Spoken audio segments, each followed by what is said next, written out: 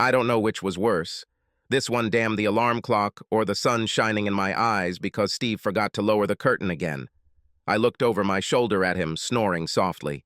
This man could even sleep through an atomic bomb, and of course his back was turned to the window. I guess I could also turn in that direction, but that would mean sleeping on my right shoulder, which has always been uncomfortable for me. We were having one of our 2 or 3 sex sessions a week as usual, but the old spark just didn't seem to be there.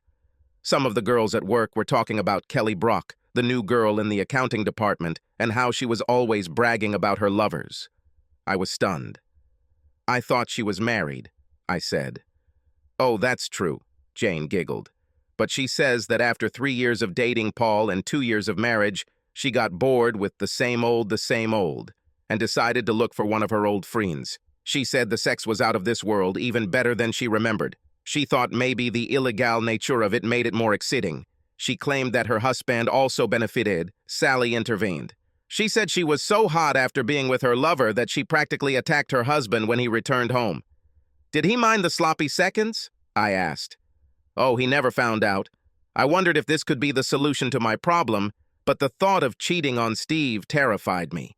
I was so horny that I talked Steve into getting into bed before dinner, although it didn't require much talking, and we had one of the best lovemaking sessions we'd had in a long time. When I was bathed in the afterglow, instead of realizing how my own attitude helped us, I began to wonder if just fantasizing about a lover had this effect, how much more would a real lover do? The girls in the office were planning a bachelorette party for this Friday. I didn't usually go, but I thought I'd go. Maybe I'd have a chance to talk to Kelly. When Steve returned home, I nervously started talking about this topic. Steve, the girls get together after work on Friday to get something to eat, and then maybe go have a few drinks, maybe dance a little. Sounds funny, honey. Why don't you go with them? This will do for your benefit, let your hair down, move away from usual worries. I wondered if he would be so willing if he knew what thoughts were running through my head. It's not like I'm planning on going out this Friday or anything, but it might feel like opening the door with one foot. Are you sure, dear? Would you mind if I dance with other guys? You dance with other guys all the time. Why should this bother me now? Well, when you're with me, it's completely different. Honey, I trust you. It's not like you're going to sleep with any of them, he said with a chuckle. Just remember to leave a gap for the Holy Spirit when slow dancing. Okay, Steve, if you're sure about it. I'm sure, baby. Maybe I'll get a few guys together to go to a sports bar and watch a Celtics game. We will drink beer, eat with our fingers, and burp, and no women will correct us. Friday came quickly, and while getting dressed for work, I especially thought about my underwear. Not that I expected anyone to see it, except maybe Stevie when I got home, but I wanted to feel sexy. The drawer contained a simple white Playtex bra and granny panties. I pushed aside my red and black Victoria's Secret thong and pulled out a white lace bra and bikini panties. When I put them on, the silky sensation made me shiver, and I had to shake myself, reminding myself that I wasn't going to cheat on Steve. I also took care of your outfit. Obviously, it had to be business appropriate, but I also wanted to stand out that night. I chose black a leather skirt that was only an inch or so shorter than I usually wore to work, but it had a zipper that I could pull up to show off a little more leg. A sheer button-down blouse and office blazer completed the main look. I didn't expect the blazer to last long once we got there to the club. I wore low-heeled pumps to the office, but I had a pair of 4-inch strappy heels to change into in the car after work. A light spritz of my usual cologne and I was ready to rock and roll. Steve looked at me with an admiring look when I gave him a quick kiss before leaving for work. "Now make sure that you behave decently," he said with a grin, not even thinking that I might not do it. When I came to the restaurant, all the girls were delighted. "You won't believe who will be at the club today," Jane giggled. "Who? Kelly?" I asked hopefully. "Better," said Sally. "Jonathan Richmond." Jonathan was a relatively new addition to our office, and to be honest, I liked him quite a bit. I won't say it was some kind of Greek god or anything like that, but he definitely was nice to watch. He was several years younger than Steve and me, athletic in build, with broad shoulders and narrow hips. He wasn't overly muscular, but He seemed to be in good shape. He was the subject of several fantasies of mine, and I must admit that his image intruded on a couple of my love-making sessions with Steve. I was nervous as a schoolgirl when we arrived at the club, and was relieved and disappointed to find that Jonathan wasn't there. After we had our first drink, I began a quiet conversation with Kelly. I'm a little embarrassed to say this, Kelly, but I've heard rumors that you like, You don't have to beat around the bush, Susan, Kelly said with a laugh. I cheat on Paul sometimes. I was shocked by her frankness. Don't you feel guilty? What if Paul finds out? What if he decides to cheat? Firstly, if I find out that he cheated, he will be in trouble. Yes, that makes me a hypocrite, so sue me. Guilty? Yes, I did feel a little guilty at first, but I was having so much fun that I got over it quickly. Paul has nothing to lose. I give him everything he can handle. Even after my sessions with one of my boy toys, he is exhausted before I am.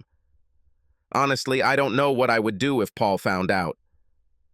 In my fantasies, he saw that my playing time didn't hurt anything and allowed me to continue.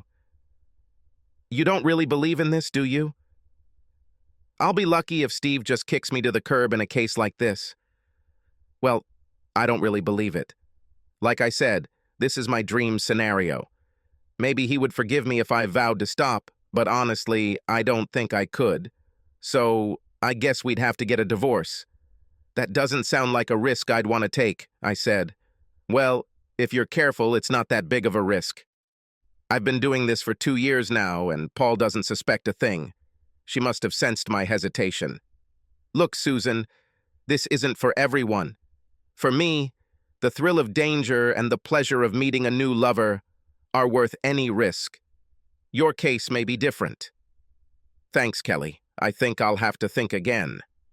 She patted my hand. You will do it, she said. And in the meantime, I seem to see a likely prospect.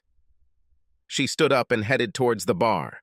As she stood up, Jane and Sally came and sat on either side of me. So, Jane said, we saw you talking to Kelly.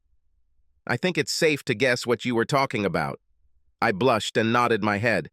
And, said Sally, well, of course she made it happen.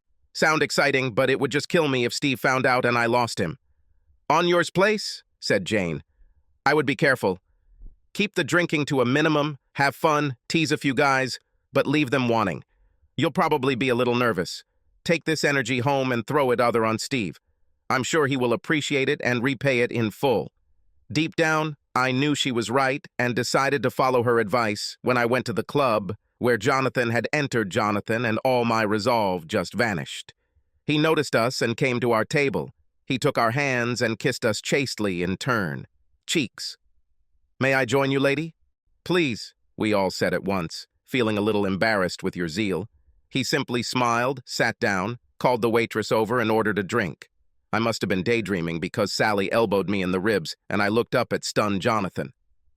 Susan, he said apparently for the second time, would you like to dance? I snapped out of my fugue state quickly enough to nod yes, and he took my hand and led on the dance floor.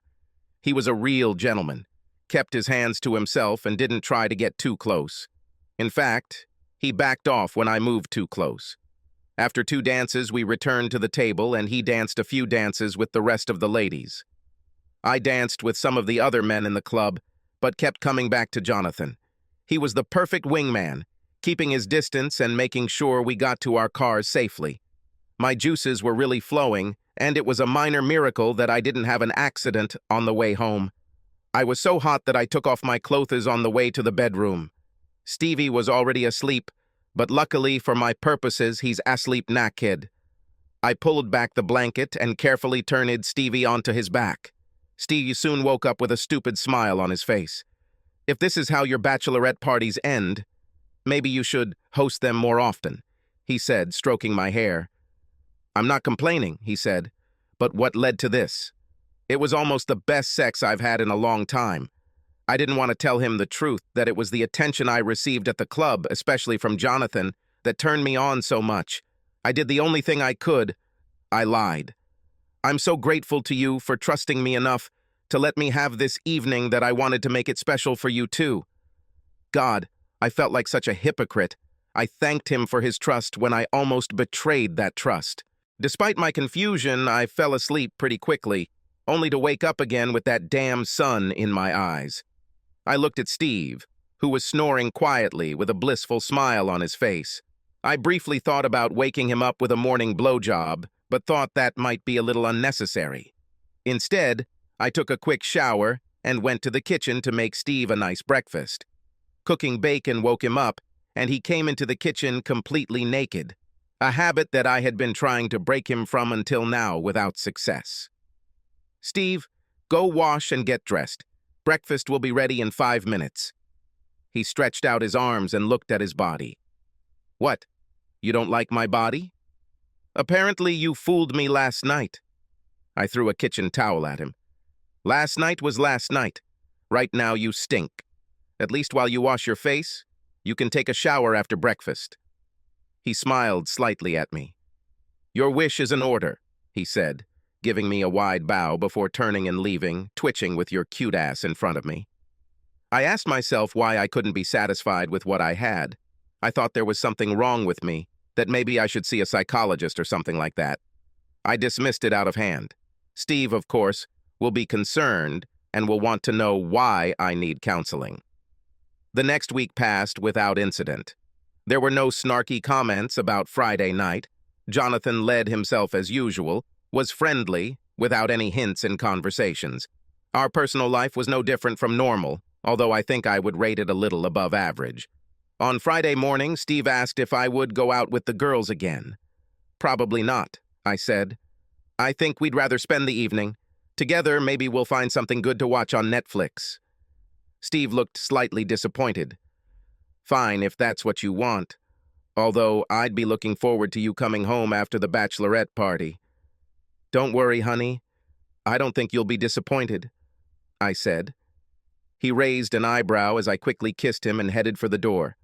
The girls were disappointed that I wouldn't be joining them, but I told them I had a special evening planned with Steve. They gave me looks ranging from puzzled to understanding, and then left to go about their business. I left work a little early to prepare a special dinner, and got home just in time for dinner to be ready shortly after Steve returned. Right on schedule, I heard Steve's car pull up to the house. Peeking out from the kitchen, I saw Steve sniffing the aromas wafting from the kitchen. "Something definitely smells good," he said. "For what occasion?"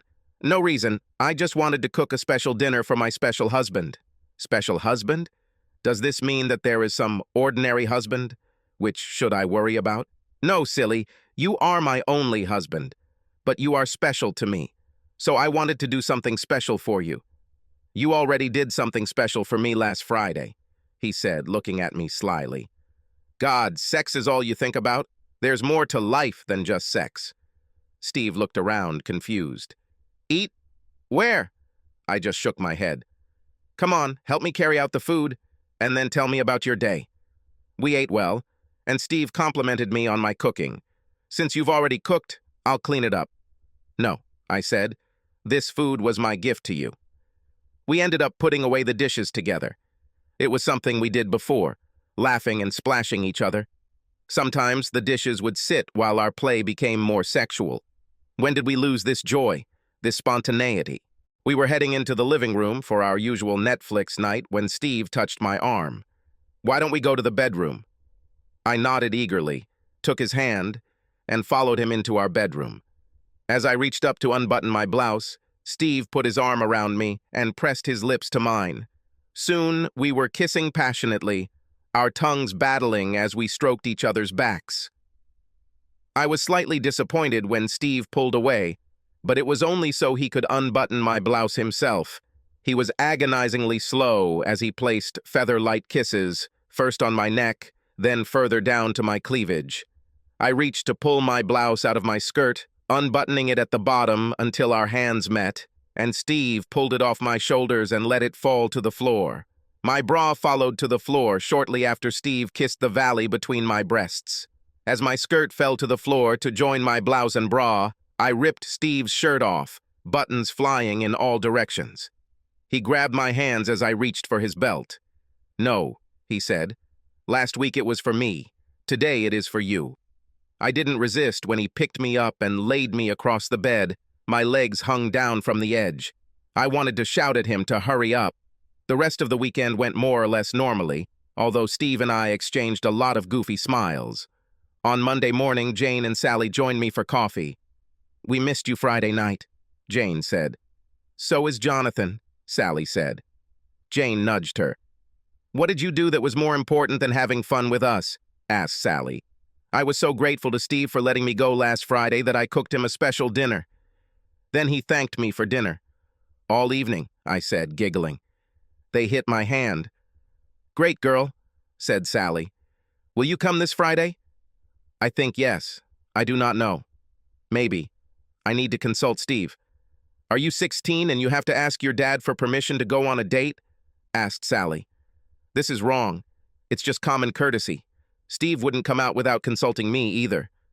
"It doesn't matter," she said, and she and Jane headed back to the office. I still hadn't made up my mind when Steve and I sat down for dinner Thursday night. "So, are you going out tomorrow night?" he asked. "I'm not sure. I think you better go," he interrupted. "Why do you want me to go so badly? Do you have a hot date yourself?" "No," he said, laughing. "It's just that you almost never do anything for yourself. I think it will do you good. I know it was good for me, too." I hit him with the newspaper when he gave me a nasty look. Okay, I'll go, but I don't guarantee a repeat of last time." He faked a pout and then said, "It's okay, honey, as long as you're having fun, I'll be happy." After watching TV, we went to bed to make tender love. I fell asleep wondering what tomorrow would bring. On Friday morning during a coffee break, I was joined again by Sally and Jane. "So," Sally said, "is Dad canceling your curfew tonight?" She was really starting to piss me off. "Could you please stop this? I want you to know that it was Steve who talked me into going." "He probably has his own plans," she said, grinning. "Why are you trying to create problems? I thought you were my friend." "Sorry, Susan, I was just teasing you. You're just so lucky. Many husbands don't understand everything that way." "See you at Regina's after work?" "I'll be there," I said, standing up to go back to my desk, wiping my sweaty palms on my skirt. I was surprised to see Kelly with Sally and Jane. "Sorry, but I won't be able to join you girls at the club tonight," she said. "I have a date today." "Girl," said Jane, "you understand that you are playing with fire, don't you?" "Yes," I said. "What will you do if you ever get caught?" "Paul hasn't caught me in 2 years. He's just too distracted." "Yes," said Jane. "That's exactly what Joyce from the payroll department said." "Joyce?" I'm at a loss. "I don't think I know her." "Oh, that's right," said Sally. "She left before you joined the company. She had an affair with her boss. Her husband found out about this and beat the crap out of the guy. He had to serve 30 days in prison, and then he simply left in an unknown direction. Joyce couldn't even divorce him for a year, so she lost their house because she couldn't pay the mortgage. Her boss lost his job and his family. Joyce eventually returned to her hometown to live with her mother. I had to remind myself to close my mouth, which was open in shock. "She was just stupid," Kelly said. "First of all, you don't shit where you eat. Secondly, she had an affair. I rarely play with the same guy more than 2 or 3 times. There are too many emotional issues when you're having an affair, and you may get too comfortable and make mistakes. This will never happen to me." "Famous last words," Jane laughed. With this drama over with, we headed into the club to find that Jonathan had already reserved a table for us. As soon as he saw us, he ordered a drink, and I didn't know if I should be impressed that he remembered my drink from 2 weeks ago. I decided to put this tidbit aside while awaiting additional data. I was a little disappointed that I wasn't Jonathan's first partner, but I didn't have to wait long before I found myself on the dance floor. Jonathan was again a gentleman, although a couple of times our dance moves brought us closer together, and I felt nervous as we parted. When I returned home, we didn't have a repeat of the first time. Not that I wasn't just as excited, in fact, I needed a shower before I went to bed. However, I didn't want to get into a situation where each of us owes something to the other. As I slid into bed, Steve surprised me a little by rolling over onto his left side to snuggle up against me. His right arm crossed over me so he could cup my breast. I fell asleep with warm, fuzzy feelings of love. I was beginning to think that there might be something in Jane and Sally talking about this to spice up our love life. On Friday night, I had some innocent fun with the girls, and Steve and I had more sex, and dare I say better sex. Over the next few weeks, everything went as usual, without any major changes until I hit a bump in the road. We had been in the club for about an hour when Jonathan and I returned to the table. He put his hand on the small of my back, leading me through the crowd. His hand slid down, and he cupped my ass. Well, we've had a lot of casual contact, but in the past he quickly cleaned up hand and apologized profusely. This time he didn't remove his hand, he even lightly squeezed my ass. He nearly ran me over when I suddenly stopped and turned around, a stupid grin on his face until he saw the angry look on my face and my hand about to hit him. I have to admit, I wasn't sure if I was more angry at him or at myself for getting my panties wet when he squeezed my ass. "Wow," he said, stepping back and raising his hands. "Sorry, Susan. I didn't mean anything by it. I guess I just got carried away." "Well, why don't you just take yourself to another table and leave me alone?" I said angrily, turning and heading towards my table. I wasn't looking, but Jonathan apparently took my advice because he was nowhere to be seen when I sat down. "Trouble in paradise?" Kelly asked. What are you talking about?" "You and Jonathan were so hot and heavy that we were starting to think we might have to get a room for you." I could only look at her in disbelief. "Look, I admit I have a little crush on Jonathan, but that's all. I love Steve, and would never do anything to jeopardize our marriage." "Well, that's what you say. Just keep repeating it to yourself. Maybe eventually you'll even believe it yourself." I had enough. I threw a 20 on the table, walked out and returned home.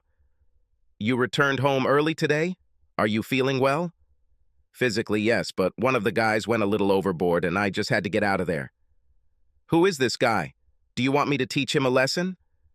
"I don't know why, but I didn't want Steve to know that Jonathan was working with me." "I don't know him. He was just a guy. I don't think I'll have any problems if he shows up again.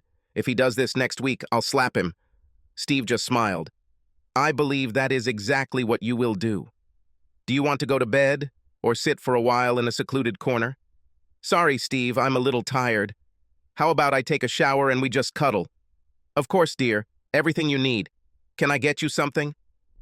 "No, thanks, I'm fine." And I headed to the bathroom to take a shower. When I went to bed, Stevie was in his pajamas. He usually sleeps naked, so I knew it was his way of saying there wouldn't be any mischief on his part. I really appreciated the thought and kissed him, which would normally be a prelude to hot sex. I climbed into bed and snuggled against Steve's body. He hugged me, but put his hand on my stomach, not my chest. I took his hand and pressed it to my chest until I fell asleep. For a change, Steve got up first and prepared the blessed coffee and breakfast for me. Steve is competent in the kitchen, but I made sure he knew how much I appreciated it. On Monday morning, Jonathan was all apologetic. "Susan, I'm so sorry. I don't know what came over me." "Jonathan, just give it up. It's over," I said, and left. I think the whole office felt the chill. Jonathan didn't show up that Friday night, much to the other girls' disappointment, and I didn't get to do much slow dancing. I danced with some new guys, but soon I was limited to fast dancing. "Girlfriend, you know exactly how to ruin an evening," Kelly said.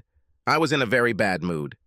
"Look, just because you like to act like a cheater doesn't mean we all do. Or maybe you're not just playing. If looks could kill, I would already be dead. Anyway, I was surprised she didn't throw her drink at me before leaving." "Don't hold back," said Jane. "Express your true feelings." "Sorry, girls, I really didn't want to leave like that. To be honest, I felt guilty because I felt a little slutty myself," I said, slightly burst into tears. "It's okay, Susan," said Sally. "We all have bad evenings." "Thank you," I said. "But I think that's enough for today." Luckily, Steve was asleep, so I didn't have to explain why I came home so early. I undressed, slid into bed, and snuggled up against Steve's back. The following Friday night, I didn't feel like answering Steve's questions, so I joined the girls for dinner. "If you go to a club," Jane said, "do you think you can resist cutting off guys' knees?" "Come on, Jane," said Sally. "It wasn't that bad." "No? I was probably only asked to dance half as much as usual." Okay, I said, sipping my second glass of wine. "I'll be fine." Only when we had drunk the second round did someone dare to come up to us and invite us. Jonathan entered but walked around us. After the third drink, I walked up and asked him to dance. He hesitated, but gave in when I took his hand and lifted him up. Our dancing was quite chaste, and I could tell Jonathan was nervous. "Listen, John, I'm sorry I snapped at you, but you have to understand, I'm a happily married woman. I'm just looking for a little fun, not a lover at all." Jonathan had the good sense to blush. "I'm so sorry, Susan.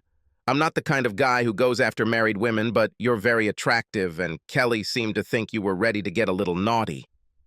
I was stunned. What did she say? I practically dragged him back to my desk, where Kelly had a very smug look on her face. "Kelly, what did you tell Jonathan about me?" She still had that stupid grin on her face. "I just told him that you were in love with him and might be interested in some extracurricular activities." I had to hold back.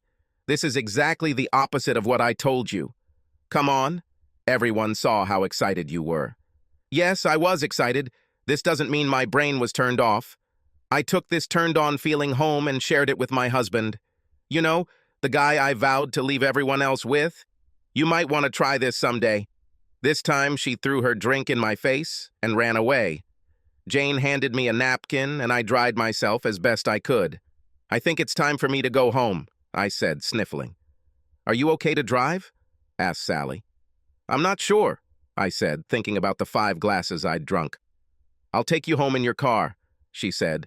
"Jane can follow us to take me back." "Thanks, Sally. I think it's probably for the best."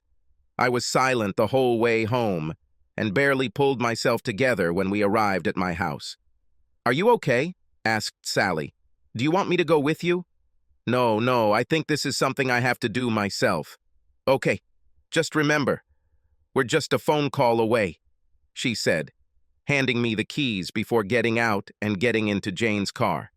They sat for a few minutes before driving away, and I pulled myself together before heading over to Steve. I was alarmed. I wanted to be honest, but I also wanted to save my marriage. Can I tell the truth? Or maybe not the whole truth? I still hadn't decided when I walked in. I'll see how Steve reacts before I spill the beans. Steve looked up as I entered. "You're back early, honey. Everything's fine." He hesitated when he saw the expression on my face. "Steve, I need to talk to you about something."